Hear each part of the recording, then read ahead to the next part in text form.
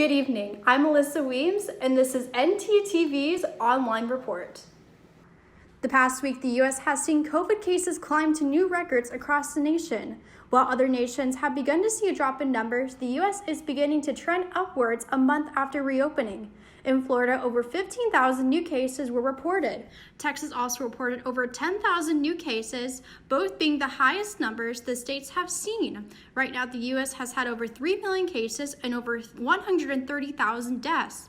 With so many new cases, many states are warning of another economic lockdown. In a surprising turn of events, the White House released a document that attempts to discredit Dr. Anthony Fauci. The document has remarks of several White House officials who appear to be worried about Fauci's mistakes, stating that he isn't always correct, and also calls him Dr. Gloom and Doom. The document also contains early remarks made by Fauci when the novel virus first reached the U.S. The relationship between Dr. Fauci and President Trump have been in turmoil over the past few months. It was released the two haven't spoken over the month. Fauci has also often criticized the government's response to the virus as well as Trump's response specifically.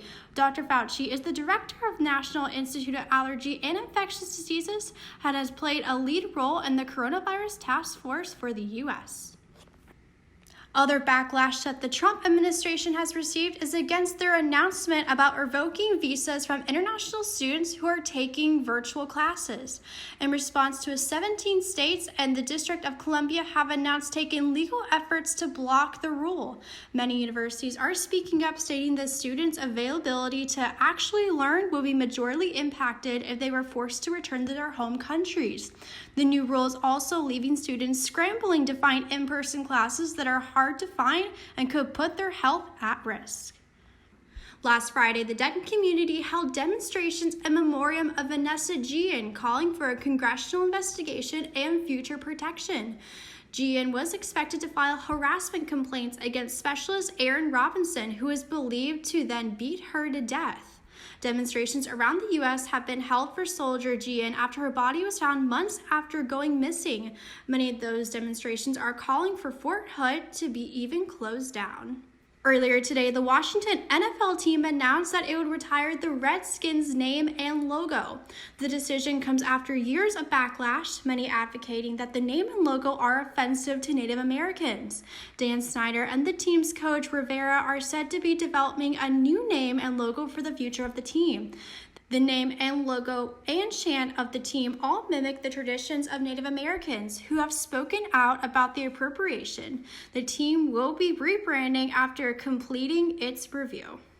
In the middle of this pandemic is a full-blown presidential election. However, this election season is definitely different than those of the past. Due to the coronavirus, Trump's campaign has been hit hard with attacks coming from all sides. One of the big things the Republican Party is still doing is holding conventions. The Texas Supreme Court rejected the state's GOP from hosting an in-person convention in Houston. The convention was canceled in order to practice recommended CDC guidelines in order to prevent the virus. Tomorrow is the 2020 primary runoff election. This election will determine candidates that weren't decided in March's primary election. In Denton County, voters will be selecting their party's candidates for U.S. Senator, a district representative seat, and the Railroad Commissioner seat. If you need help finding your polling station or are wanting to do your own research, you can visit votetexas.gov. That's all we have for ntTV's online report. Don't forget to vote tomorrow and make sure to follow us on Twitter at ntTV_news. We'll see y'all again tomorrow.